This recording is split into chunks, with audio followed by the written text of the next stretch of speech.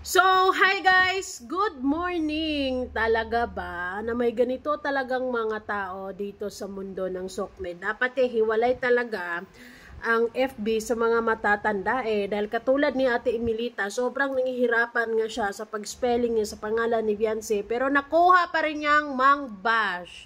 Diba? Nakuha pa rin niyang magkumpara sa mga taong dating matagal nang wala na. Mag-move on naman kayo, utang na loob. Dahil sabi nga ni Kalinga Pido, willing siyang masira ang schedule niya para kay Beyonce. So, anong ibig sabihin nun? Ganon niya kamahal yung tao. Dahil sa totoo lang, sa mga lalaki, big deal nila yon na manggugulo ka sa schedule nila. Pero, kung okay lang sa kanila at willing nilang sisirain or ipapasira ang schedule na yon for you. Nako, napakahaba ang buhok ni Beyonce. No question at all na mahal ni Kalinga Pido si Beyonce. Wala nang iba pa, nagmamahalan sila. Period. Emilita, my goodness. Anyways, bago ang lahat, don't forget to support and subscribe Kuya Val Santos Matubang at Ihid na Vlog Kalinga Prab. At sa lahat ng Team Kalingap, syempre guys, salamat sa support at pagmamahal nyo sa aming mga Kalingap reactors. So, ilang taon na ba ang nakalipas simula nung nawala yung dating love team ni Kalinga Pido? Dapat uso din sa inyo ang pag-move on na tanggap-tanggap din dahil sa totoo lang hindi rin naman sila talo. Yung Ulodi nyo nga matagal naka-move on na, natanggap na. Pero may mga panatiko pa rin na pilit isisiksik yung Lodi nila sa taong masaya naman na ngayon. Wala nang ibang pinupuko si Kalinga Pido ngayon, kundi yung career niya, syempre, si Beyonce, yun, at saka pamilya, wala nang iba. Diba? Sa comment mo na yan, nasabi mo, Ido, gusto ko ka, wag ka kay Bisima. Naarte siya di katulad ni, mabait di katulad ni, ambol daw yung Lodi niya, at mabait. Di sa'yo na, iludi mo siya forever. Kung sa tingin mo ambol siya at mabait, di doon ka, hindi ka namin pinipilit. Kung si Beyonce man ay para sa'yo maarte, ewan ko sa'yo kung ano bang standards mo bilang isang babae. Gusto nyo ba talaga si Beyonce hindi na maghihilamos, hindi na magbibihis? Yung ano ba? Gusto nyo ba talaga yung gusgusin lang ang pagmumukha ni Beyonce para hindi nyo sabihing maarte? Natural, dalaga na yan, kaya kailangan talagang marunong na talaga yung mag-ayos. Siyempre, inaayusan din siya diba? So, normal lang yun. Normal lang din sa isang babae na mangarte, na mag-iinarte. Diba? Nako naman. Sa mga bashers dyan, itigil nyo na yung mga kalukuhan na ganyan. Dahil hindi yan uubra. Si Kalinga Pido, wala na yung ibang pinupukos, kundi si Beyonce. Although, medyo matagal pa ang paghihintay, pero carry lang yan. Diba? Sa taong totoong nagmamahal naman, mabilis lang yang 4 or 5 years, diba? Ganun yon. So, yung mga matatanda kasi sa FB, kung saan-saan nagko-comment ng hindi maganda kay Beyonce, sobrang nahihirapan na nga sila ultimo sa spelling, pero nakuha pa rin nilang mangbabash. Anong mindset to?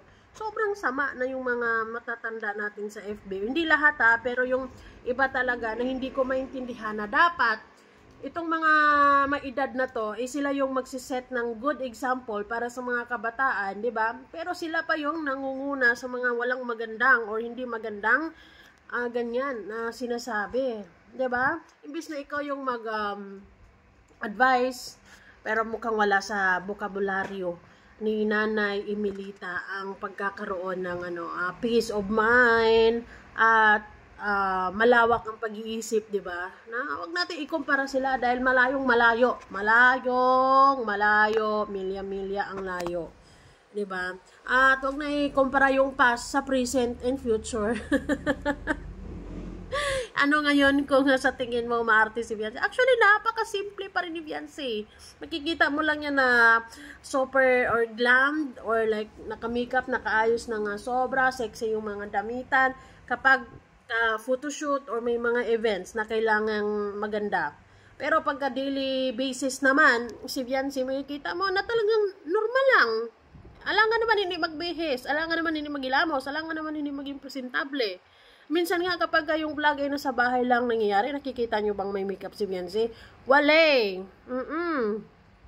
Pumapasok nga tayo si Beyonce, nakalip tint lang. Wala nang iba pa. Yun lang yung routine. Nakikita nyo lang yan na ganyan kaayos, ang ganda, sexy yung mga damit, 'di ba? Kasi photoshoot. Ay naku naman, bakit hindi nyo maintindihan ng napakasimple naman noon?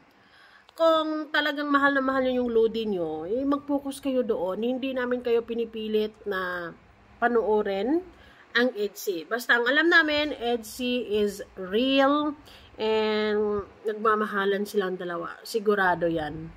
'Di ba? Marami pang mga challenges, marami pang mga pagsubok, marami pang kakaharapin sila dahil ultimo minsan yung mga fans mismo is may mga duda-duda, hindi maiwasan. 'Di ba? Tao lang din. 'Di ba? Minsan nadadala tayo sa mga nababalitaan natin, na nangangamba tayo. Pero I think it's part of it. Pero yung ikukumpara mo yung dalawa ay wag na. Nakisyo yung Lodi mo, ambol, mabait.